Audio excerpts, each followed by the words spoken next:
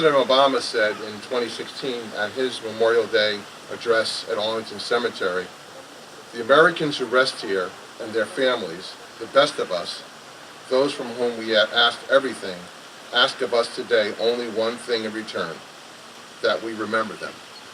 And I want to thank all of you for coming out today and, of course, remembering them in your own personal way, but more importantly, coming out today in a very public way to demonstrate your appreciation and love for those who have given the ultimate sacrifice, who have given their lives for this great United States of America. We will now be led in the Pledge of Allegiance by Troop 12, Boy Scout Troop 12.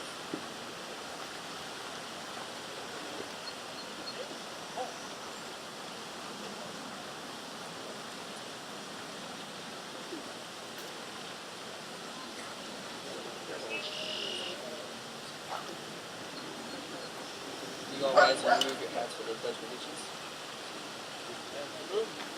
I pledge allegiance to the flag of the United States of America and to the republic for which it stands, one nation, under God, indivisible, with liberty and justice.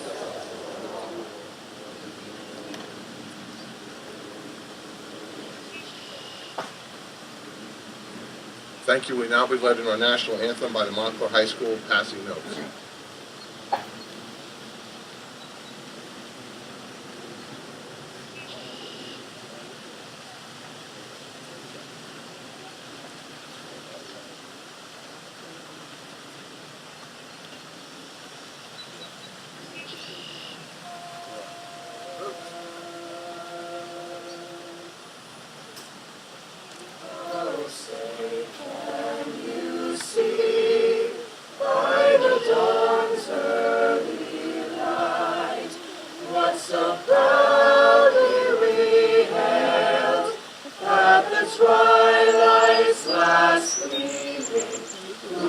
Stripes and bright stars through the perilous fight, for the ramparts we watched were so gallantly streaming, and the rockets' red glare, the bombs bursting in air, gave proof through the night that our flag was still there. Oh, say does that star-spangled banner yet wave o'er the land of the free and the home of the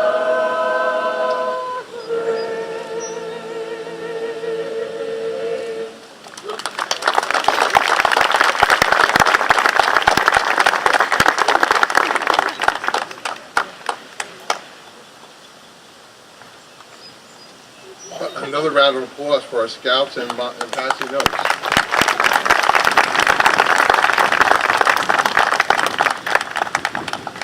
Reverend David Shaw from the Union Congregational Church will now come for the invocation.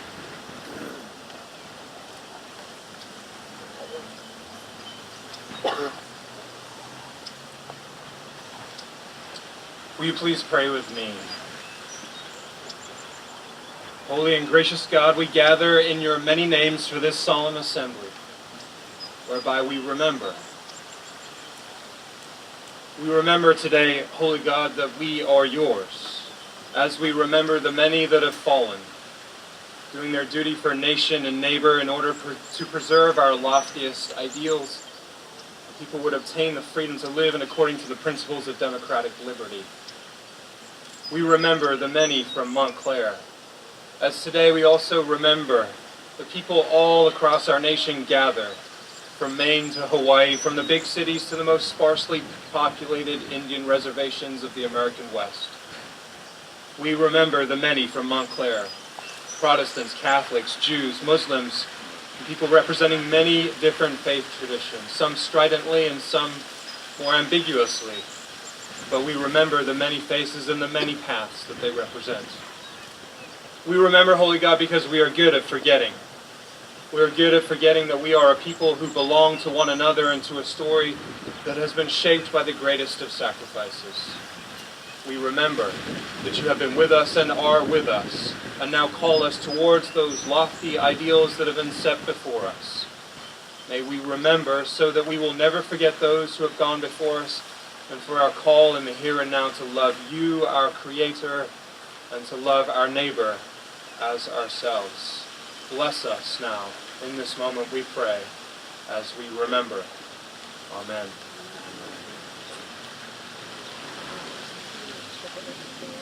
Thank you. You may be seated. I'm going to take a moment, if you don't mind, just to recognize some of the folks who are here celebrating and commemorating with us this morning. I'll start out with from our State Assembly, Thomas Giblin.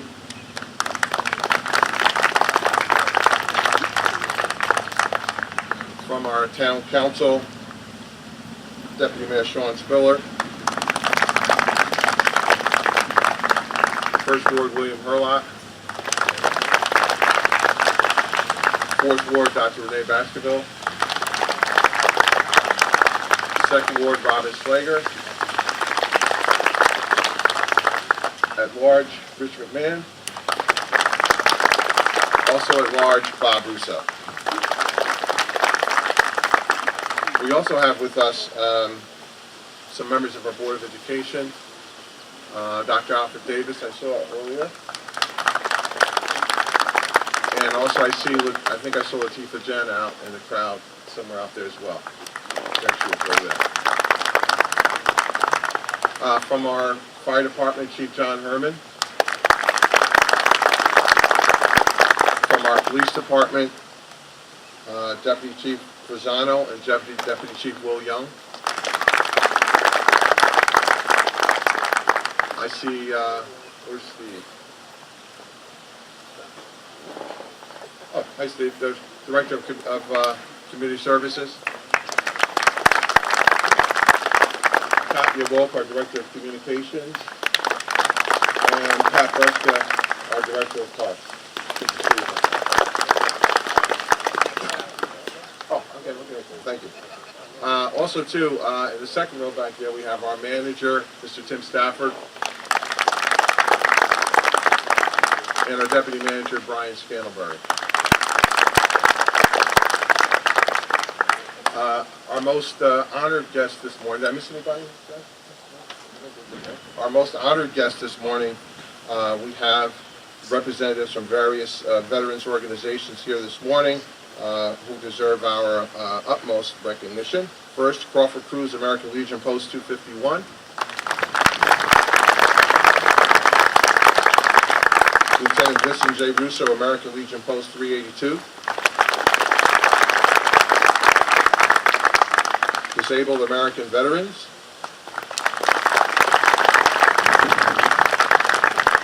Daughters of the American Revolution, Eagle Rock Chapter.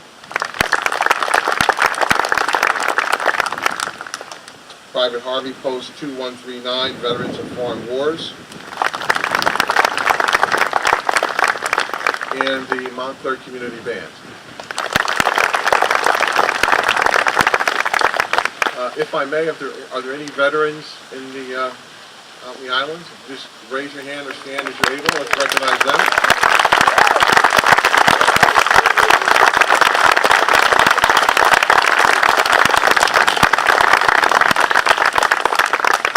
Thank you so much for your service. Also, too, are there any family members who have lost loved ones on the field of battle?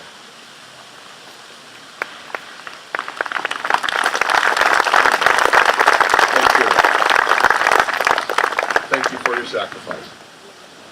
Okay, our speaker for the morning, we're very honored to have Thomas Hancock with us. He's the Deputy Vice Commander of the American Legion Department of New Jersey. He is a decorated Vietnam veteran, and he's going to come this morning and give us a little bit of history of the American Legion and impart some words of patriotism and wisdom to us as we go throughout this day. Thank you. Mr. Hancock.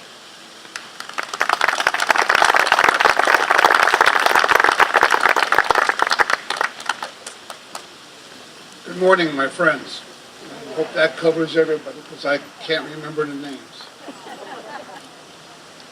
My name is Thomas Hancock. I am a Vice Commander for the Department of New Jersey American Legion. I've been asked to speak to you today about the American Legion. Why? Because this year is our 100th birthday. Who are we? We are men and women, veterans serving veterans. At the end of World War I in 1918, approximately 20 officers of the American Expeditionary Force, led by Colonel Theodore Roosevelt Jr. and Colonel Franklin d'Olier, wished to form a veterans organization of some kind. At a dinner at the Allied Officers Club on February 16th, the idea of the Legion came to be. On March 15th, 1919, at a Paris caucus was held at the American Club near the Place de la Concorde, France. The Legion was officially born. That is our birthday, March 15th. We just celebrated our 100th year. On May 8th of 1919, another caucus was held in St. Louis and established the name, the American Legion. On September the 16th of 1919, Congress chartered the American Legion, the first veterans organization to be chartered. On November the 10th of 1919, the first national convention was held in Minneapolis. The first commander was Franklin d'Olier. Our 100th convention, last August, was held in Minneapolis. In August of 2018, for the year 2018-2019, Denise Rohan of Wisconsin became the first woman elected to be commander of the American Legion. Right now there are 55 departments in the American Legion, one for each state, plus Washington, D.C., France, the Philippines, Puerto Rico, and Mexico. Right now we have about 17,000 posts and about 2 million members. Our members are men and women who served during specific times of war or conflict and hold an honorable discharge. What do we do? Well, there are some people who think we're just a bunch of old farts drinking beer and telling war stories. That doesn't happen all that much. Many posts don't even have a canteen. That remark was made by several young veterans coming home from Afghanistan when they were asked to join the American Legion. They made that remark and said that the American Legion does nothing for them. I don't understand that, but we'll get into that later. Perhaps the most important things we have done happened on December the 15th, 1943, in Washington, D.C. Past National Commander Harry Palmieri wrote in longhand on Mayflower Hotel stationery the first draft of what would become the GI Bill. And on June 22nd, President Franklin Delano Roosevelt signed it into law. That benefited all the veterans. Perhaps some of your fathers, grandfathers were able to buy their house under the GI Bill or go back to school under the GI Bill. That was probably the most important thing the Legion has done to date. Actually, we do a lot more. Like I said before, we're veterans serving veterans. They don't need to be members of the American Legion. That's okay. They're still a veteran. Our posts and departments have service officers who will help the veterans with their paperwork to get their claims through the VA system. Sometimes that is very difficult. We don't know why, but it is. Getting their claims through the VA system gets the veteran the medical care that they need, that they deserve. They get that care at clinics, East Orange Hospital and Lions Hospital. I've been through both of those hospitals, had surgery in both. They are very good. They help the veterans as best that they can. We visit those hospitals, host have bingo nights and pizza parties for the vets there. They love it. Does wonders for their morale. We bring our vets from local nursing homes to the post for a barbecue, a dinner, or just a day out. We raise money for special projects in our communities. One post paid for defibrillators to be placed in our police cars. Another post paid for bulletproof vests for the canines. We have Christmas parties for the children of the community and the post members. The American Legion has a whole bunch of programs. One is probably the biggest, is the American Legion Baseball. Its first season was in 1926. Now there are about 3,500 teams playing. They're for 13 to 19-year-old students. Many famous players got their start in American Legion Baseball. Ted Williams, Yogi Berra, Don Drysdale, all played there. We have Boys State, another program, Boys State and Boys Nation, where students with at least 1 year left in high school can qualify. They learn the structure of the city, county, and state governments and how they should work. Hopefully how they should work. Boys State was started in 1935. Boys Nation is similar to Boys State, only it's on the national level. There have been 32 governors, 3 federal judges, 39 senators and congressmen, 5 astronauts, 1 Rhodes Scholar, and 1 president, Bill Clinton, all attended Boys State. We have oratorical contests. It's open to grades 9 through 12. Where they speak on selected section of the Constitution. And there are many scholarships available for the winners on the state and department levels. That program was started in 1938. There are essay contests and coloring contests for the younger students so they don't feel left out. We didn't forget them. They also have monetary awards. Eagle Scout of the Year. We have an Eagle Scout program. The Eagle Scout can receive a scholarship. On the national level, the Eagle Scout selected can receive a scholarship of $10,000. There are several other scholarships on post and department levels for $4,000, $1,000 a year, $2,000, and $1,000. They're all available to students. On the community level and the state level, we have a family support network. We are doing our best to stop homeless veterans. There are some veterans out there who wish to be homeless. That's their choice. But the ones that don't wish to be, we do our best to get them sheltered. We have a national emergency fund. It was started after Hurricane Hugo in 1989. This has given so far over $8 million in aid to veterans and posts. We have CODA, the Children's Organ Transplant Association. We are a large donor to that cause. We have Operation Comfort Warriors, where we donate items of comfort to wounded veterans, whatever they need to help them, up to and including service dogs. We have the Legion Riders. These members raise a lot of money for the kids. They traded 4 wheels for 2 and raised money for the kids, like I said, in their rides. And I'm sure you've heard of the Rolling Thunder ride to Washington, D.C.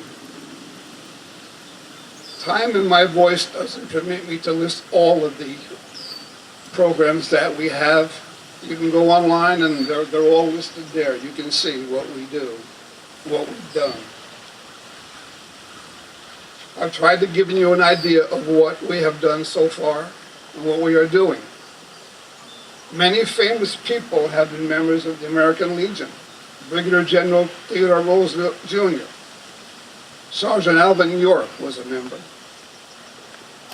General Douglas MacArthur was a member. Those three individuals were Medal of Honor recipients. We have several other Medal of Honor recipients as members. Presidents Truman, Eisenhower, John F. Kennedy, Lyndon Johnson, President Nixon, Ford, Carter, Reagan, Bush and Bush, father and son, were all members. Humphrey Bogart and Clark Gable were also members. So we're not really a bunch of old farts sitting around drinking beer telling war stories. We managed to do a lot for our veterans, and we are continuing to do a lot. Helping the veterans, our state, and our nation is a big priority. We will do that with our last member, whoever it may be. We will not forget our veterans, our state, or our nation. Thank you for letting an old fart ramble on. God bless America. Thank you very much.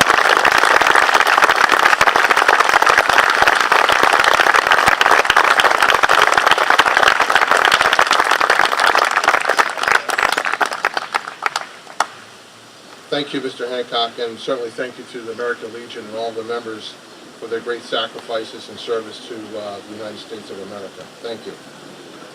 Every year, Mr. Dan Gill, allows some students from his house down at Glenfield School to come and address us.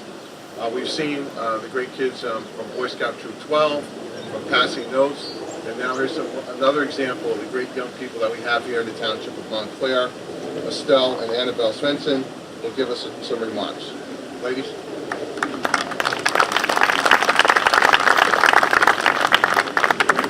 Hello, I'm Annabelle Svensson, and I'm here today to talk about the history of Memorial Day. Memorial Day is an American holiday observed on the last Monday of May, honoring the men and women who died while serving in the U.S. military. Originally known as Decoration Day, it originated in the years following the Civil War and became an official federal holiday in 1971. Many Americans observe Memorial Day by visiting cemeteries or memorials, holding family gatherings, and participating in parades. Unofficially, it marks the beginning of the summer season. Early observances of Memorial Day. The Civil War, which ended in 1865, claimed more lives than any conflict in U.S. history and required the establishment of the country's first national cemeteries. By the late 1860s, Americans in various towns and cities had begun holding springtime tributes to these countless fallen soldiers, decorating their graves with flowers and reciting prayers. Each year on Memorial Day, a national moment of remembrance takes place at 3 p.m. local time. It is unclear where exactly this tradition originated. Numerous different communities may have independently initiated the memorial gathering. In 1966, the federal government declared Waterloo, New York, the official birthplace of Memorial Day. Waterloo, which first celebrated Memorial Day on May 5, 1866, was chosen because it hosted an annual community-wide event during which businesses closed and residents decorated the graves of soldiers with flowers and flags.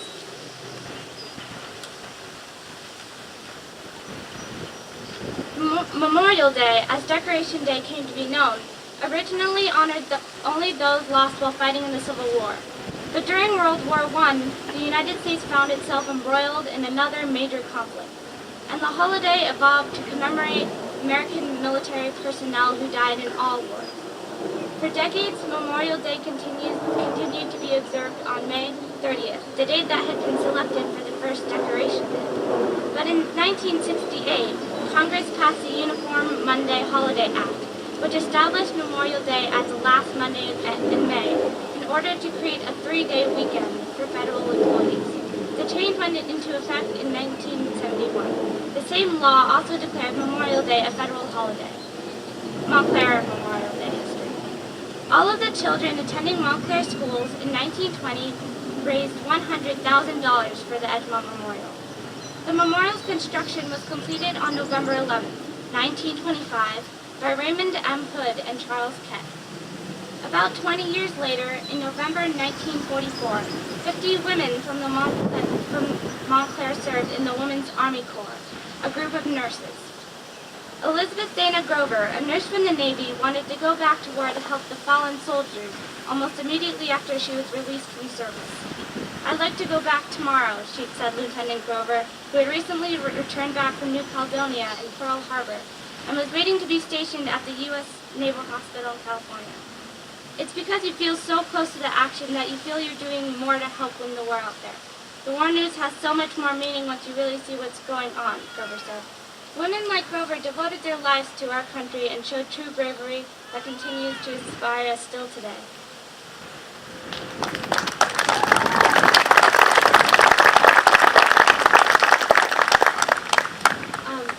Hi, I'm Estelle Svensson, and I'll be talking about D-Day. On June 6th, we will be commemorating the 75th anniversary of D-Day. Without the brilliant planning and heroic sacrifices of the D-Day invasion, the Allies may have never defeated the Nazi forces in Europe. On June 6, 1944, more than 156,000 American, British, and Canadian troops stormed 50 miles of Normandy's fiercely defended beaches in northern France, in an operation that proved to be a critical turning point in World War II. The D-Day invasion took years of planning. The commander-in-chief of D-Day was Dwight Eisenhower. Before the battle, he told the troops, "I have full confidence in your courage and devotion to duty and skill in battle. We will accept nothing less than a full victory." Many people who came from Montclair fought in this heroic invasion. One person you probably heard of, Yogi Berra. Yogi Berra was a first-class seaman, and his boat fired rocket missiles, and he was ordered to shoot down any planes that went under the clouds, and he even shot one of his own planes by accident, a terrible tragedy of war. His boat was called Landing Craft Support Small, but they called it Landing Craft Suicide Squad. Berra had absolutely no doubt that they were going to win because he had seen so many firearms, planes, and soldiers.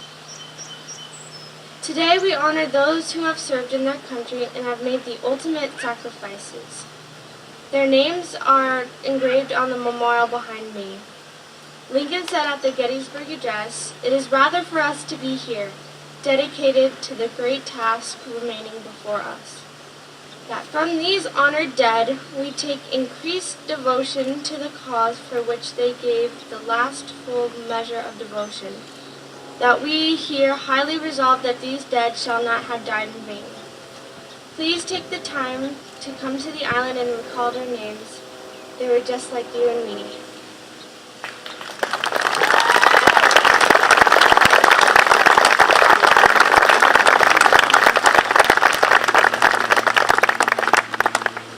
Thank you, Estelle. Thank you, Annabelle.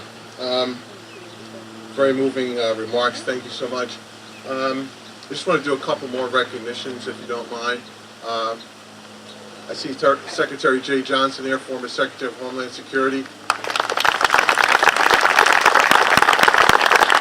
He has always been very supportive of this event. I want to thank you. It's always good to see you, Mr. Secretary.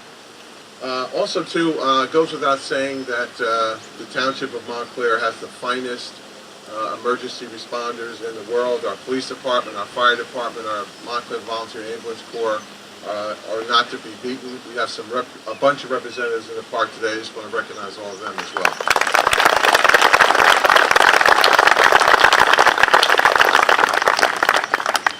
Before we have the blessing of the wreaths by Reverend Shaw, just think about this beautiful day, and all of us have an opportunity to come and gather and celebrate and commemorate those who have given that last full measure of devotion. And I look at the kids playing in the playground over here, an opportunity behind us for free public education, for people to come here and recreate, to go when we leave here today, we'll go back to our homes and spend time with our families. That's because of the great sacrifice of the individuals who we are recognizing here today. Without them, this would not be possible. So I think as the Swensons told us, as we go back home, let's keep an eye, let's keep a thought about the great men and women who have done so much to make all of this possible, that we can actually have such a wonderful day, and some level carefree because of their great sacrifice.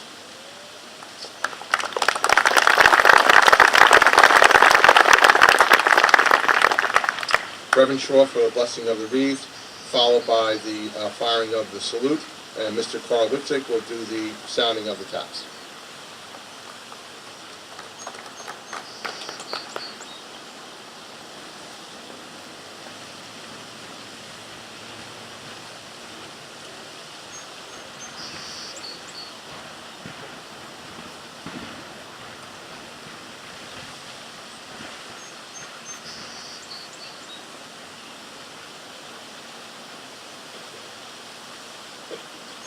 Holy God, bless our wreaths of memory and honor as we remember the greatest of sacrifices. May we remember our friends, brothers, sisters, uncles, aunts, parents, grandparents, great-grandparents, and those not known to us by name, that we here stand because of the sacrifice of so many. Amen.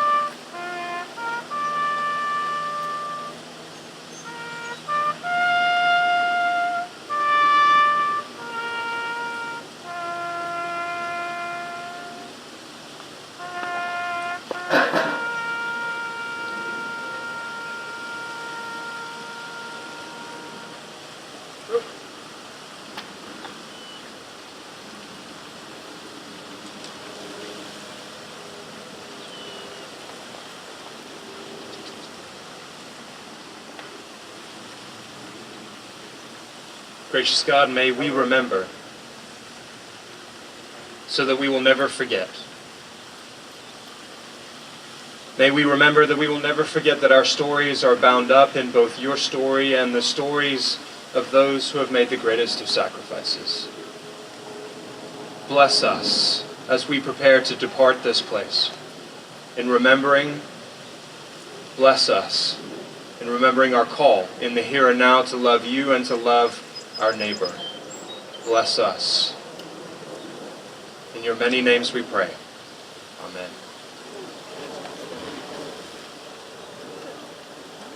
Thank you, Reverend Shaw, for your participation throughout the program today.